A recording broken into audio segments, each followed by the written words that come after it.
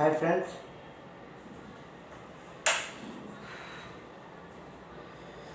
మనకు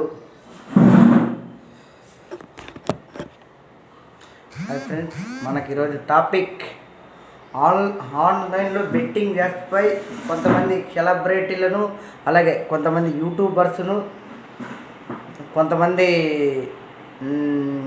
ప్రముఖ cinema హీరోలను, Jabardasth ఆర్టిస్టులను, Sridevi drama ఆర్టిస్టులను,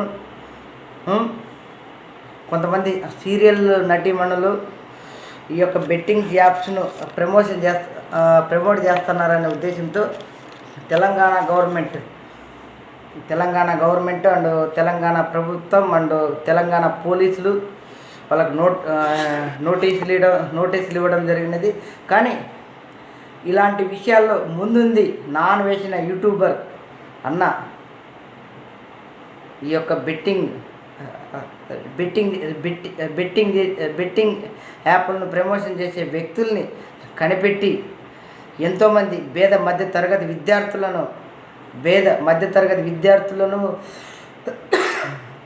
నిరుద్యోగులను, యువకులను, అదేవిధంగా సచివాలయ ఎంప్లాయీస్ను, బ్యాంక్ ఎంప్లాయీస్ను, గవర్నమెంట్ టీచర్స్ను, అన్ని రకాల ఎంప్లాయీస్ను, అన్ని రకాల పేద మధ్యతరగతి ప్రజలను కాపాడినారు.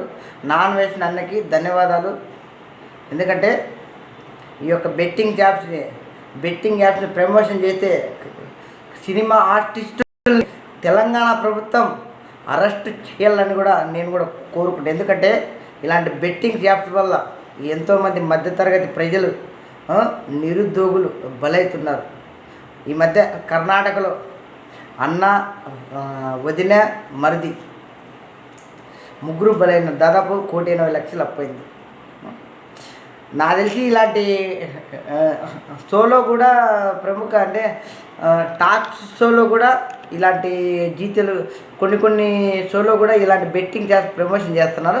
ఇలాంటి వారిపై కూడా చర్యలు తీసుకోవాలని నేను ముఖ్యంగా భారత కేంద్ర ప్రభుత్వాన్ని మరియు అన్ని రాష్ట్రాల ప్రభుత్వాలని, అన్ని రాష్ట్రాల పోలీసులను, కేంద్ర ప్రభుత్వ పోలీసులను, అన్ని రాష్ట్రాల పోలీస్ డిపార్ట్మెంట్ కోరుకుంటూ దయచేసి నమస్కరించి రిక్వెస్ట్గా వారిపై చర్యలు తీసుకోవాలని ఒక భారతదేశ పౌరుడిగా, ఒక విద్యార్థి నాయకుడిగా మీకు రిక్వెస్ట్ చేస్తున్నాం సార్.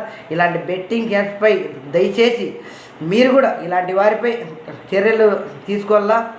ఇలాంటి వారిపై చర్య తీసుకొని వారిని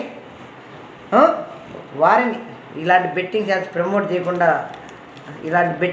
ప్రమోషన్ చేయకుండా ఆపాలని, అదేవిధంగా ఇటు రెండు తెలుగు రాష్ట్రాల ప్రభుత్వాలని, అటు కేంద్ర ప్రభుత్వాన్ని, అటు భారతదేశ వ్యాప్తంగా జరుగుతున్న ఈ యొక్క బెట్టింగ్ యాప్స్ ప్రమోషన్పై చర్యలు తీసుకోవాలి.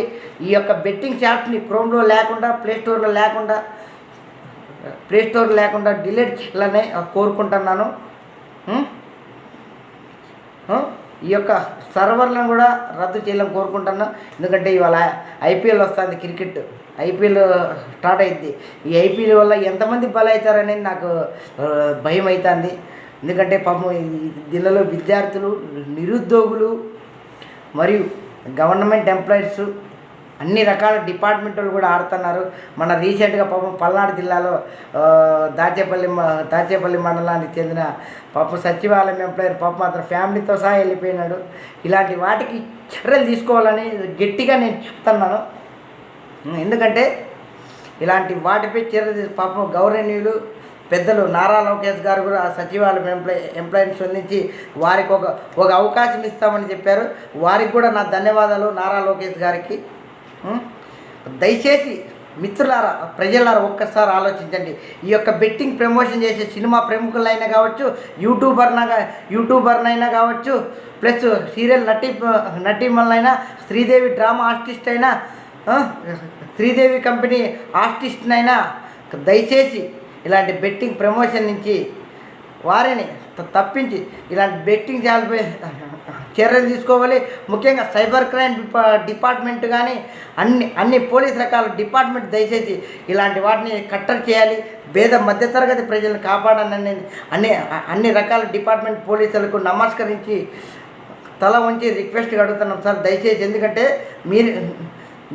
మీరే కాపాడండి ఇలాంటి ప్రజల్ని, పేద మధ్యతరగతి ప్రజల్ని మీలాంటి వాళ్ళే కాపాడుతానని కోరుకుంటూ, మీ Harikrishnareddy, USFI state committee member, Andhra Pradesh.